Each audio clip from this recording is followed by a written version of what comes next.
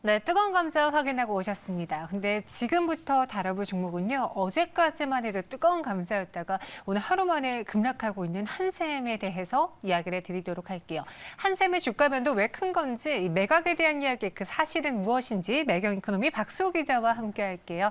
어서 오세요. 네, 안녕하세요. 네, 안녕하세요.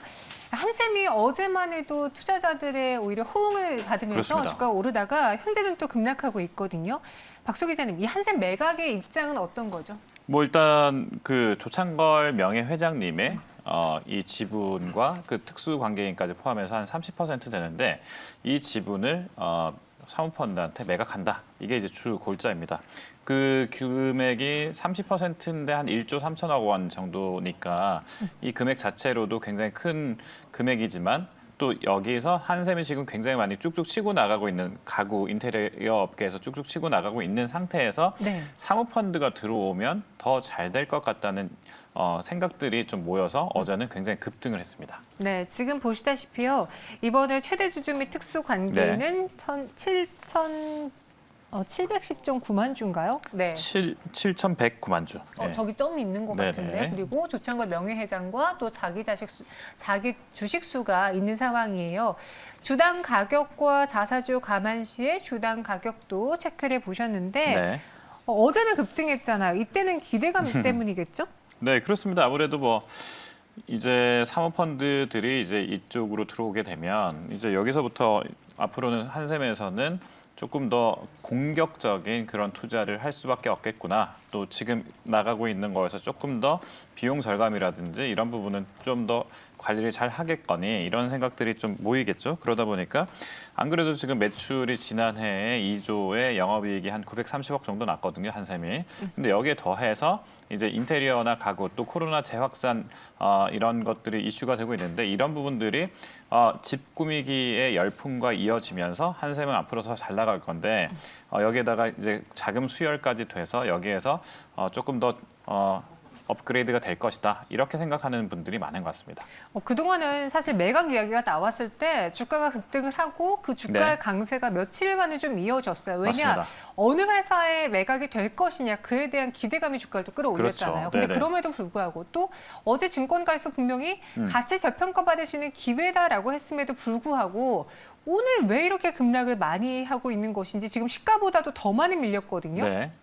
어제의 마지막 공시를 보면 여기에 이제 답이 나왔죠. 그 어제 공시에서 이제 그 장 막판이 끝나고 장이 끝나고 난 다음에 공시를 한샘에서 올렸는데 네. 실제로 이제 주 중에는 당연히 이제 강세를 보였던 이유가 이게 소문이었는데 그 뭐 언론 보도에서 조금씩 나오긴 했습니다만 그런데 이제 공식적으로 한샘에서 이걸 확인해 줬죠. 네. MMP랑 이제 이렇게 해서 계약을 할 것 같다. MOU를 체결하겠다.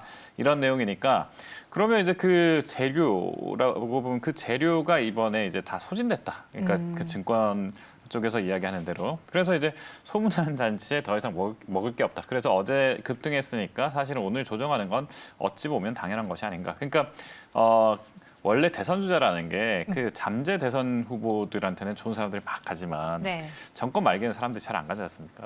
그래서 그런 거를 생각해 보시면 오늘 장은 조금 조정하고 좀 숨 고르기를 하는 장이다. 이렇게 이해하시면 되겠습니다. 그러니까 쉽게 말해서 매각의 포문을 알린 게 아니라 매각이 마무리되고 있다라는 그 매각이 사모펀드에게 된다라는 그런 네. 뉴스까지 나오면서 이제 기대할 것이 사라졌다라고 네네네. 투자자분들은 판단을 하신 것 같아요. 근데 진짜 한샘 대주주가 지분을 팔려고 하는 속내가 또 따로 있다고 들었는데요. 뭐 속내라고 할 것까지는 없고요. 네. 2년 전, 3년 전에도 이미 조창걸 명예회장은 그 사회 환원을 하겠다, 공익 사업을 하겠다 이런 이야기를 계속 누누이 강조했었고요. 네. 또 칼라일이라든지 이런 사모펀드들이 실제로 2년 전에 그 조창걸 회장과 그 특수 관계인들과 함께 이 사모펀드에 매각할 것인가를 두고 심각하게 논의를 했던 적도 있었습니다. 그래서 그런 거에 이야기했다가 이런 것들이 2년여 시간이 지난 후에 오늘에서야 확실하게 이제 이 상황이 이제 정리가 됐다고 보는 거죠. 그러니까 그렇게 본다고 하면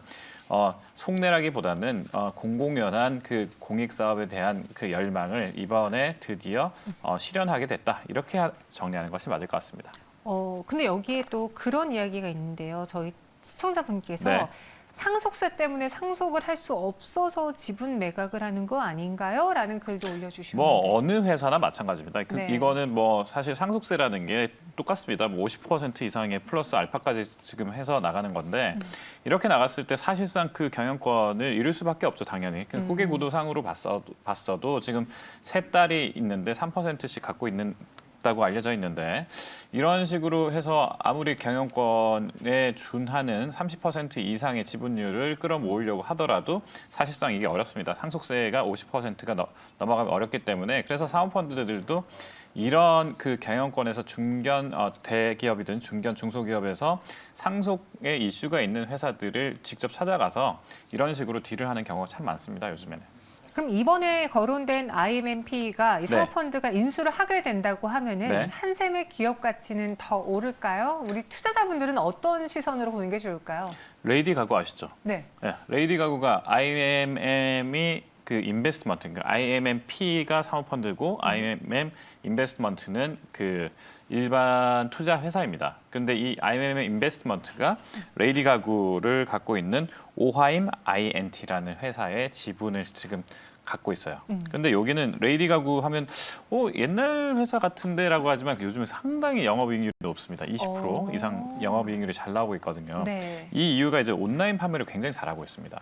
그런데 이 회사와 이제 만약에 한샘이 같이 시너지를 낸다. 그러니까 IMM이 이제 그 레이디 가구도 갖고 있고 한샘도 갖고 있다. 이렇게 치면 서로 이제 그 장점들을 많이 융화를 할 수 있겠죠. 그래서 그런 점에서 봤을 때는 시너지 효과가 있을 수 있다. 이렇게 한 게 증권가 일부 신용증권의 이런 증권가에서는 이런 이야기가 조금 나왔고요. 그래서 레이디 가구의 턴어라운드하는 그 경영진이 한샘에도 들어올 수 있겠다. 이렇게도 이야기하는 사람들도 있고 그래서 어쨌든 IMM이 이번에 인수한 것 자체를 놓고 봐서는 나쁘지 않은 결정이었다. 이런 이야기를 많이 하고 있습니다. 나쁘지 않은 결정이었다라고 이야기를 했습니다.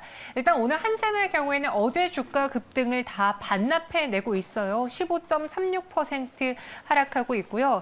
그러니까 물론 뭐 전일 뉴스가 나오기 전보다는 주가 상승이 나타난 상황이지만 그래도 어제 대부분의 상승을 반납했다는 점에서 다시 한번 이 IMM이 인수한 이후에 한샘의 주가 흐름을 여러분들이 예측하시고 지금을 매수로 혹은 더 들고 갈까 고민해 보시는 것도 하나의 전략이 될 것 같습니다. 박수호 기자님과 함께 한샘에 대해서 이야기 들어봤고요. 여기서 인사드리도록 할게요. 고맙습니다. 네, 고맙습니다.